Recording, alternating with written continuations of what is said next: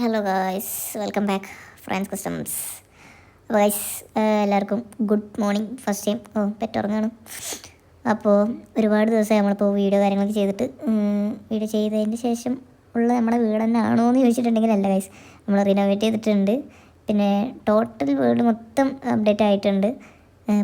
Government കൊണ്ടുവരുന്ന ഓരോരോ അപ്ഡേഷൻസേ അപ്പോൾ നമ്മളെ ഗെയിം ഡെവലപ്പേഴ്സ് ഒരുപാട് അപ്ഡേറ്റ് കൊണ്ടുവന്നിട്ടുണ്ട് ഗൈസ്.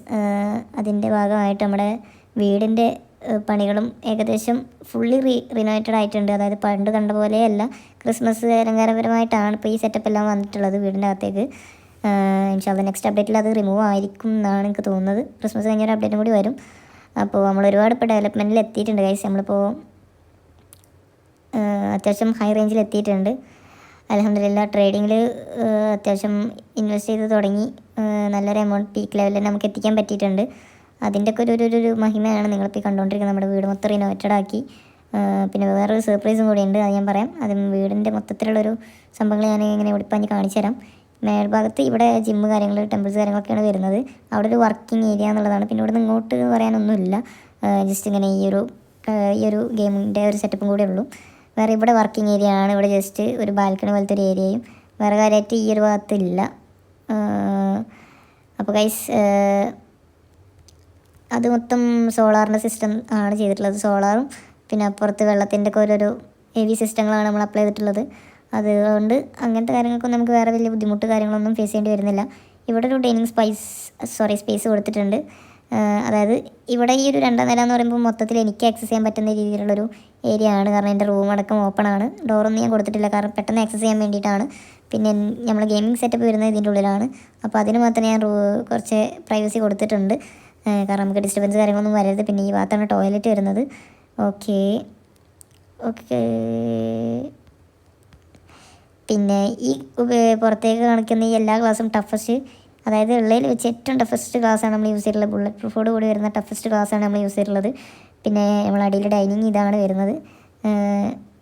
ഈ ഒരു ഏരിയ ആണ് ഡൈനിങ് വരുന്നത്. പിന്നെ ഇവിടെയാണ് നമ്മളെ ടി വി എല്ലാം കാണുന്ന ആ ഒരു സ്പേസ് ഇവിടെയാണ്. ഒരു തിയേറ്റർ പോലത്തെ ഒരു തിയേറ്റർ മോഡലല്ല. പിന്നെ ഒരു ഓപ്പൺ കിച്ചണാണ് വരുന്നത്.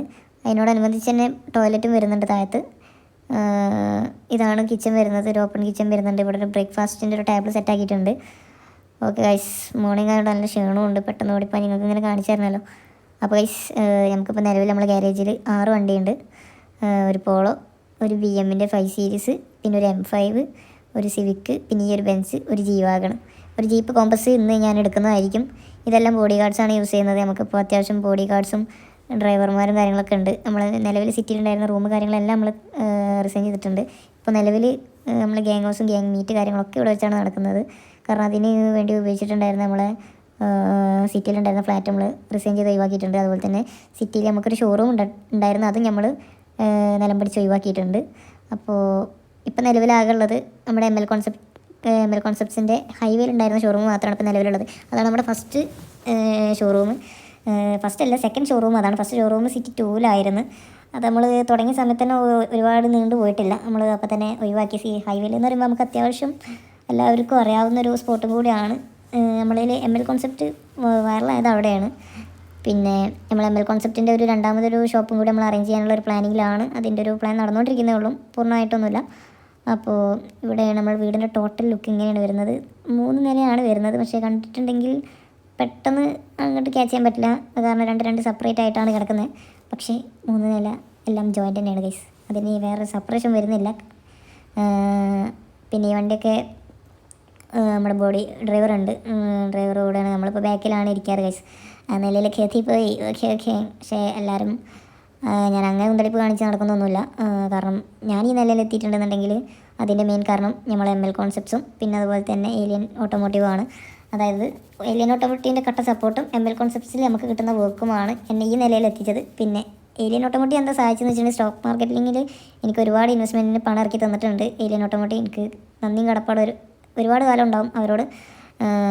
അപ്പോൾ അതൊന്നും ഒരിക്കലും മറക്കില്ല. ഇപ്പോൾ ഇവിടുത്തെ വലിയ പോലീസ് ഉദ്യോഗസ്ഥന്മാരായിട്ട് വരെ നമുക്ക് വലിയ ടൈപ്പ് ഉണ്ട്.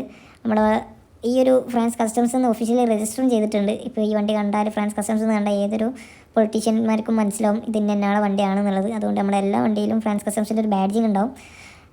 കാരണം അത്രയും ഹൈ ലെവലിൽ എത്തിയിട്ടുണ്ട്. ഇപ്പോൾ നമ്മുടെ ക്രൂ മെമ്പേഴ്സിന് വരെ ഒരു എന്താ പറയുക ഒരു വെയിറ്റാണ്.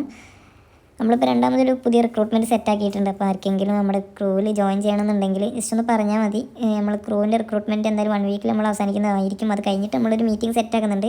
1 വീക്കിന് എന്തായാലും ടൈം ഉണ്ടാവില്ല. നമ്മൾ പ്ലാൻ ചെയ്തിട്ട് ഇപ്പോൾ 1 വീക്കിൻ്റെ അടുത്താവാനായിട്ട് എന്തായാലും 2-3 ദിവസത്തിനുള്ളിൽ നമ്മൾ ക്ലോസ് ചെയ്യും. കാരണം ടൈം എടുക്കാറുമില്ല. കാരണം നമുക്ക് കുറേ ട്രിപ്പ് പ്ലാൻ ചെയ്യാനും ബാക്കിയുള്ള കാര്യങ്ങളൊക്കെ പ്ലാനിങ് നടക്കും വേണം. അതുകൊണ്ട് 2-3 ദിവസത്തിനുള്ളിൽ നമ്മൾ ക്ലോസ് ചെയ്യും മിക്കവാറും. അപ്പോൾ 6 വണ്ടി ബാക്കി 5 വണ്ടി എവിടെയെന്ന് നിങ്ങൾ വിചാരിക്കുന്നുണ്ടാവും. വേറെ എവിടെയല്ല, നമ്മളെ സിറ്റിയിൽ നമ്മളെ ML കോൺസെപ്റ്റിൻ്റെ ഗ്യാരേജിലുണ്ട്. പിള്ളയിൽ നമുക്ക് ഏറ്റവും സേഫ് ആയിട്ടുള്ള സ്ഥലം അതാണ്. ഹൈവേയിലുള്ള നമ്മളെ ML കോൺസെപ്റ്റ്സിൻ്റെ ഗ്യാരേജിലാണുള്ളത്. അതിലിപ്പോൾ BMൻ്റെ വർക്ക് നടന്നുകൊണ്ടിരിക്കുകയാണ്. ഇപ്പോൾ സിവിക്ക് ഇപ്പോൾ ചെറിയൊരു ഓയിൽ ലീക്കിൻ്റെ പ്രശ്നം ഉണ്ടായിട്ട് അവിടെ പണിക്ക് കൊടുത്തേക്കാണ്.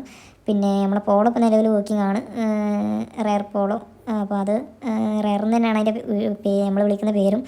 അപ്പോൾ റെയർ പോളോ ഇപ്പോൾ അവിടെ തന്നെ ഉണ്ട്.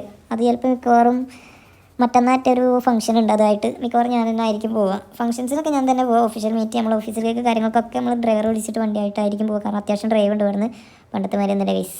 അപ്പോൾ നമുക്ക് മാക്സിമം എല്ലാവർക്കും ജോബ് കൊടുക്കുക എന്നുള്ള ഓപ്പർച്യൂണിറ്റിയോട് കൂടിയാണ് ഞാനിങ്ങനെ ഡ്രൈവേഴ്സ് കാര്യങ്ങളൊക്കെ സെറ്റാക്കിയിട്ടുള്ളത്. അപ്പോൾ നമുക്ക് നിലവിൽ 2 ഡ്രൈവേഴ്സാണുള്ളത്, പിന്നെ 4 ബോഡി ഗാർഡ്സും. 4 ബോഡി ഗാർഡ്സിൽ ഞാനിരിക്കുന്ന വണ്ടിയിൽ ഒരു ഡ്രൈവറും ബോഡി ഗാർഡും, ബാക്കിയുള്ളവരൊക്കെ ഓരോന്നോരോന്നാണ്.